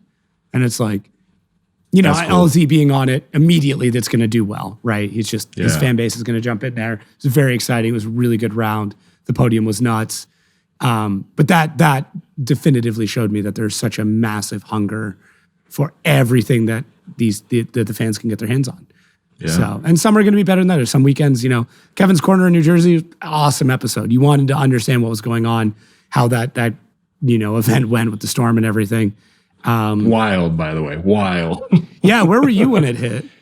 We were. I was picking up Ricky out in Outer 2. Okay. And I saw a tent, one of those big, like 40 by 60 tents. It was like a food court type thing in the back corner. Saw it pick up and slam down and just collapse. And like there's people laying on the ground and like running for cover. And then that's when the back fence behind Outer 2 came flying back onto track. Yeah. So we flew back in the car. And then I just started running down the pits just to see, you know. Yeah. Then I'm not track staff anymore. Now I'm just making sure Search and rescue. who needs help, you know. Is everyone okay?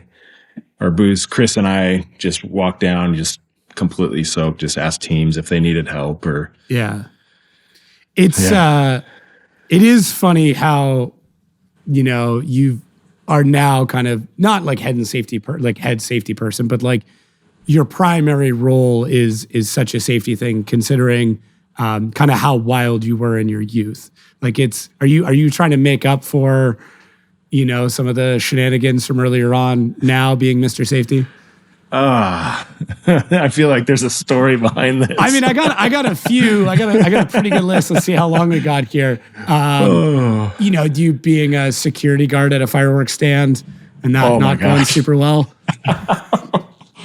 Oh yeah, no, that's whoever trusts a couple like 17 or 18-year-old kids to be a security guard for overnight at a fireworks stand is a terrible idea. Were you getting paid in fireworks? Was that the like? I can't remember what we got paid in. No, we got paid cash, I think. I think we got a check or something. I don't know. I mean, fireworks were the tip, I think. Yeah. Whether they knew about it or not.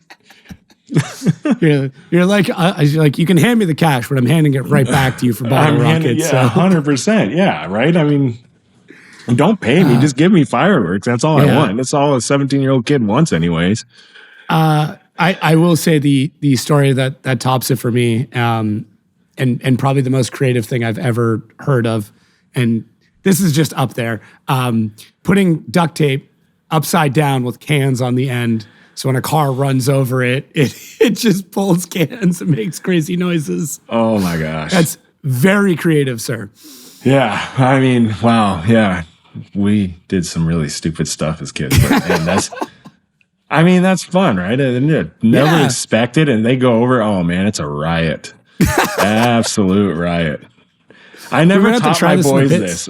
We might have to try this in the pits. Yeah, just one time for old time's sake. Oh yeah, I'm definitely down. A couple cans with duct tape. Yeah, should get that on for Kev.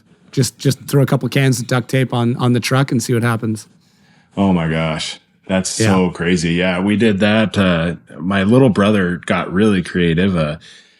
One day we were doing that, and he comes out. He cut a little black out of. I mean, we thought it looked good. It was probably looked crappy, but it was like a cat. And then he put tinfoil for the eyes, and then put a rope on it. And when cars would drive by, he would try to pull it really quick across. People thought they were going to run over a cat or something. Like the stupidest stuff. Like, what are you doing? Not much to do up that way, huh? No, I mean, yeah. I guess that's the most. I mean, hey, it's either that or causing real harm, so that's not too bad. Yeah, that's pretty good. I've always enjoyed hiding things that make noises in friends' vehicles. Zip ties on drive shafts. That was one of my go-tos. First time startups and like dinging a wrench, so it sounds like rod knock. That one's up there. That will absolutely destroy someone's psyche if you can pull that one off. Oh yeah, if you freshly built a motor and then you start that thing up, ding, and ding, ding, ding, gosh. Ding. Oh man, you just every wind out of your sails forever after that. Yeah, immediately, absolutely immediately. Those are definitely up there. Just spill water as soon as an engine starts up. You just dump a water bottle on the ground, and then they spend 10 minutes trying to figure out where the leak is. Oh my gosh, yeah, cruel. Yeah, no, we did. Yeah, we used to do all sorts of fun stuff like that. Yeah, jumping up on across the back of Chris's house. There's a like a school type building, and one night we'd jump on top there, and they're having a meeting across the courtyard. We were up on the roof of the building with a laser pointer, pointing it at people in their meeting, and the cops did not think that was very funny. But I mean, hey, we had a fun time. There you go. Like you said, no one got hurt, so it's all good. No one got hurt. I mean, people thought they were probably going to get hurt. I mean, it was a good time though. So yeah, to answer your question, I think I am making up for some of those shitheads. Funny how that works, huh? Yeah, definitely. Yeah, the outcome of a misspent youth. Yes. And I think if my boys were to do that, I would probably be like, what the hell are you guys doing? But then I'd have to like, this apple doesn't fall far, huh?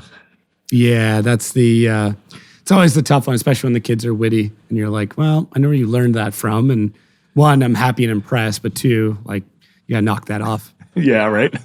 Yeah, that's my older son, Josh. He's a carbon copy of me. That's for sure. Oof. That's good and a bad thing. He'll always have a good laugh, but hopefully he can talk himself out of the situations he talks himself into. 100%. Yeah. And that's, kind of with hockey and not so much FD. I mean, I know enough about it, but fake it till you make it, right? You just got to act the part. Don't I know that? I know that. So what else are you looking forward to this season? I mean, we've only got a couple rounds left, but what do you got on the go? It doesn't even have to be FD. I mean, you said you got a bunch of projects out back. What are you working on these days? Well, I mean, now I just kind of chilled out my back. I laid a bunch of gravel out and put a gazebo out and nice. Fire pit because we don't get a lot of heat up here in the Northwest, but summers, our house is a split level house and it's just warm. We don't have AC. So I like to spend as much time outside as possible. If I could be camping or outdoors as much as possible, I would be. So put a little TV out there. So we watch baseball games and sit out there and just kind of relax, throw something on the grill and just kind of hang out outside. So that's kind of nice. My thing. I just have a little utility trailer I've just been working on the last couple of weeks, kind of converting that into like a makeshift camper. Oh, okay. So I can go hitch up and go into the woods or go camping. This weekend we're going to go to a big country music festival. So right. I go take it out there. Yeah. So we're going to go do that and then just kind of relax. Yeah. FD wise, I can't wait for LB2. LB2. I'm excited to see what it's all about. It's kind of nice to have them have that opportunity of like, other than a couple of light poles, have really no restriction on what they want to do. Absolutely. Yeah. And I've seen it. I mean, we've been looking at this thing for months now and still trying to wrap my head around it. I think it's once we get it put up, it'll be interesting to see how it works and flows and everything logistically wise. It seems like it's going to be cool, but I mean, we'll see. I don't know that it's going to live up to Irwindale, but we'll see.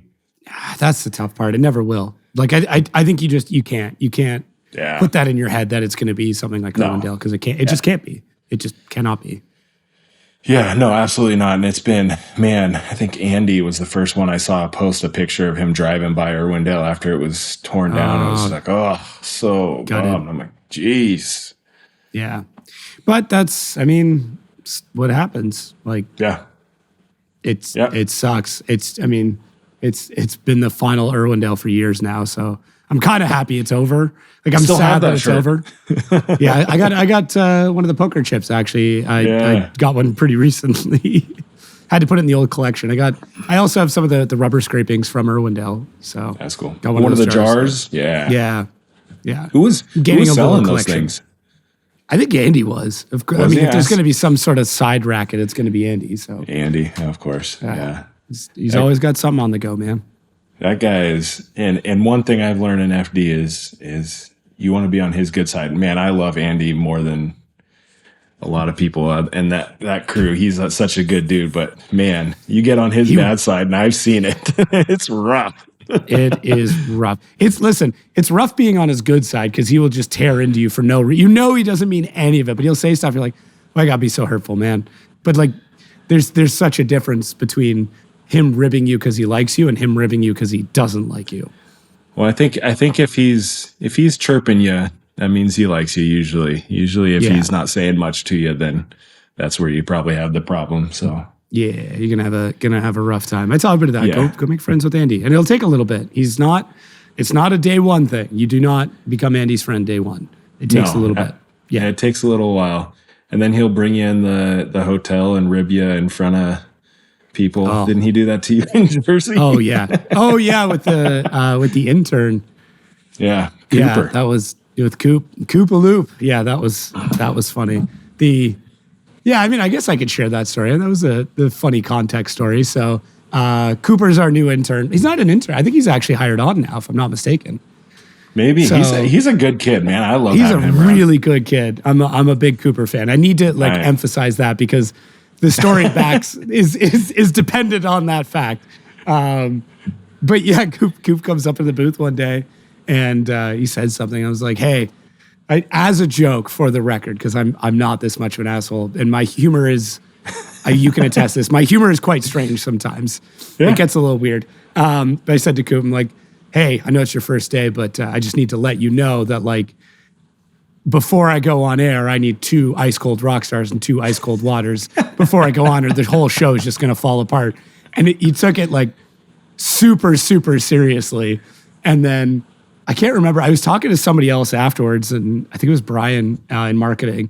And I was like, yeah, man, I said, I don't know what's going on here. This place is falling apart. Like I had to give the intern crap earlier because I didn't have my rock star. And I think Coop was in the room and I didn't notice him there. And he actually thought I was mad at him.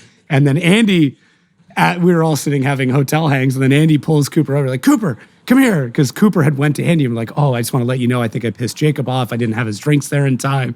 And then Andy's Oh like, my what are you gosh. talking about? He's like, yeah, Jacob needs his rock star and stuff. And then immediately Andy knew that I was screwing with him because like, I don't need those things. I can get my own water. It's fine. And then, Absolutely. pulls Cooper in front of the whole group of staff. And he's like, Cooper, tell Jacob why you're mad at him or something like that. And made Cooper tell me directly to me and then embarrassed the hell out of me and him. It was funny though. But now Coop and I we're like this, man. It's No, we're good. he's a good kid. He's actually the last 2 rounds I've got to spend a little time with him out on track. Jersey, he was out on track a little bit, and Right, St. Louis yeah. he was, and I mean he's doing what we all did and just wanted to get involved and working hard, and he's a good But kid. he's shown like, get the opportunity and crush it, right? Yep. Like was Absolutely. given an opportunity. He was there in Long Beach, I think, was his first Yep. round. I chatted with him a bit there, but it was like just put his head down, does the work. You don't have to remind him. If you tell him once, you tell him. So now it's an ongoing joke because like we'll be right about to go on air, and I'll see Coop walk into the booth, go to the fridge, grab the drinks, and put them on our desk. And I'm like, you don't have to do this. He's like, no, I will never forget. I'm like, I hope this is what you want because this is what you're getting. yeah, exactly. Like, hope you like it. Oh my gosh, he's such a good kid though. Oh, he's so good. He fell in with the group so quick. He's so quiet when he started. And now he's come out of his shell, and it's great. He's starting to come out a little bit, and so that's he'll kind of poke fun back. to. He'll Yeah. poke back a little bit. Definitely. But- That's Yeah. it takes a while. We're That's like maybe the hardest part with the group is like, we got to make sure you're a good fit. Cause like the group is so good right now. Like everybody is so good right now. So you just can't bring in somebody who doesn't get our very twisted sense of humor. and it is just that. Yeah, that's 100%. I think, and we drive so good. I mean, everyone just gets along so well, and it's just, it doesn't matter what group you are. And I think everyone has such a good respect for each other on what they're doing in their said roles. So it's kind of, it's super fun. I do always love it when like you guys will rib Soap on prospect days because he's not like working the track stuff, and then you're like, oh, okay, have fun, you enjoy your AC. Like we'll be down here if you need us. Oh yeah, So, I love he gets it from both come on. sides. Yeah, I like to rib anyone up in the tower. I like to rib you guys a little bit. I know. I know. We deserve it 100%. I mean, some days I'll see you guys roll in with your shorts, and I'm like, I really must be nice. I mean, sometimes the AC is too cold. So punch. that being said, when I ran practice a couple times in Jersey, and it got cold up there. I was like, and I felt bad because I had to tell the guys out on track. I was like, guys, it was cold up there. I don't know. I had to put my sweatshirt on almost. Oh my gosh, I feel like a jerk. And of course, they wanted to kill me, but yeah. I've seen a few guys rotate up there. I think Ricky was up there in Jersey as well. Yep. For a little bit. So there's a good rotation and get everybody up there at some point just to see what it's about.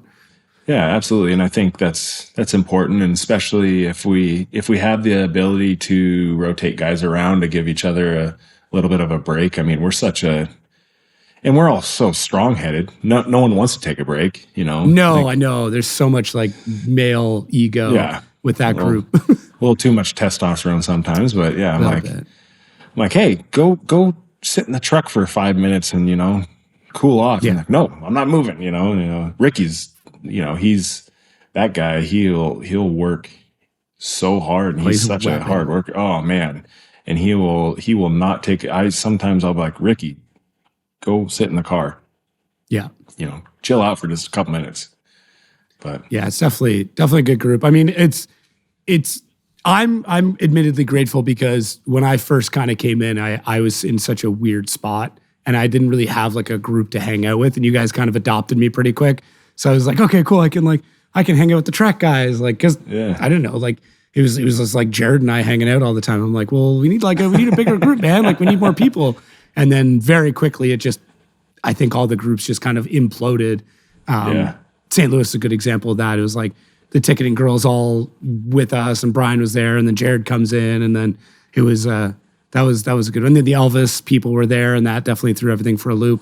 That was wild. That was a fun event to people watch a little bit, and saw a couple handfuls of Elvises.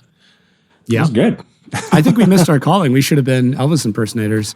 Hey, I would. They looked like they were having a good time too. So I mean, they were doing the same thing we were doing, just different function. They were having a blast, and there was a lot of retirees that were all over them. So it was a couple of those guys did not seem like they minded it though. They knew what they were doing. They enjoyed it. Yeah, they went in there with a plan in place and an idea in mind, and. Hey, yeah. Don't hate the game. No, don't hate the game.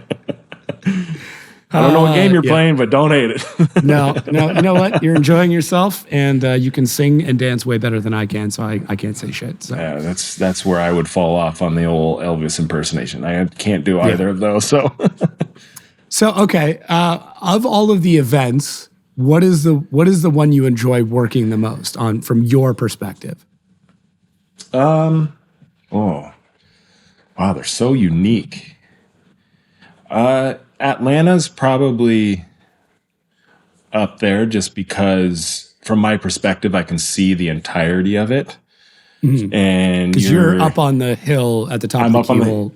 I'm up on the hill right under the bridge. That's a really fun one. Utah is really cool just because of the views. I'm not a huge. I wish we could run it backwards. Yes, I am one of the ones that really wish we could run that. Happen. I don't think there. I don't think it's logistically. There's too many openings and fences and stuff. The way the gates open. I mean, we would be running into leading edges. I mean, not necessarily leading edges, but if there's a dive off, they're gonna dive into a pole. Into a leading edge. I know. I have that spoiled for me. I've tried figuring that out myself, but I do like Atlanta.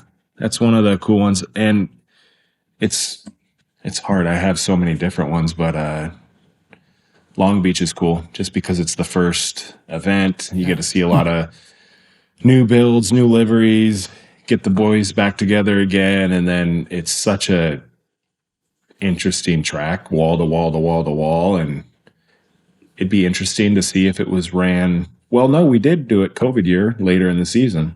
I think that was it wasn't the first round of the season. Atlanta was the first round of the season that year. Yeah, because it got pushed back. But I guess it didn't really change much. I was just curious if they would push harder if it was later in the season. But I always think these guys are going to kind of tiptoe through that course, but those guys are just animals. They're like... They don't. But that's a razor edge. You have to go 100% or you're going to fail. I mean, you can't, it's like bike jumping, you know, if you can't, you got to commit. Yeah. Yeah.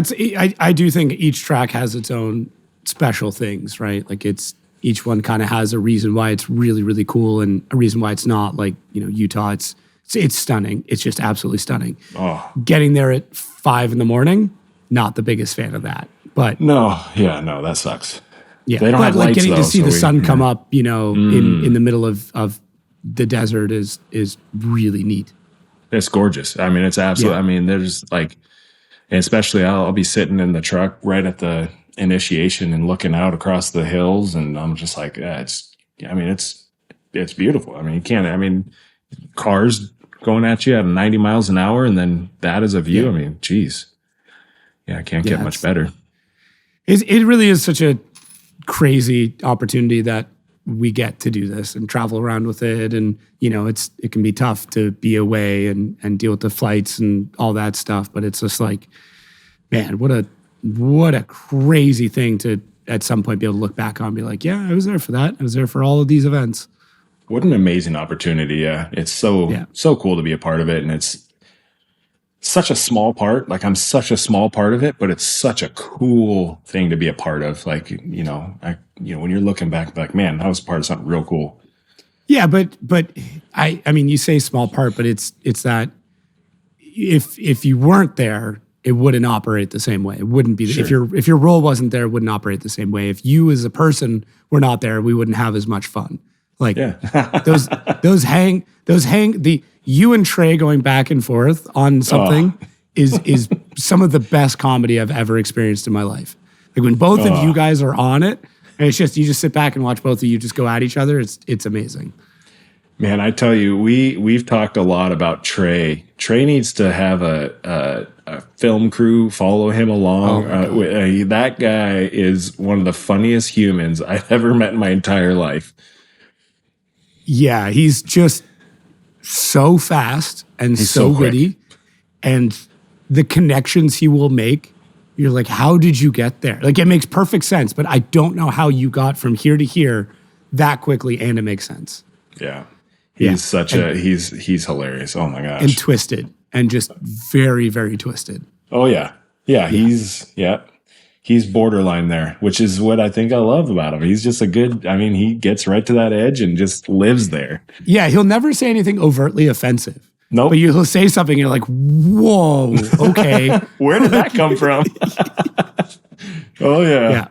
Yeah. That circle of guys is one that I'm very, very proud to call a group of friends, because it's been just some of the conversations, whether it's funny or serious or whatever, because it's not just us laughing. A lot of the times we're sitting there trying to solve actual issues, either with the sport or drifting, or, as you said, just solving the world's problems. Like it's such a cool thing. And I think because it's only 8 rounds a year that we're all together, it makes it those, there's plenty of nights where I'm like, I just need to go to bed.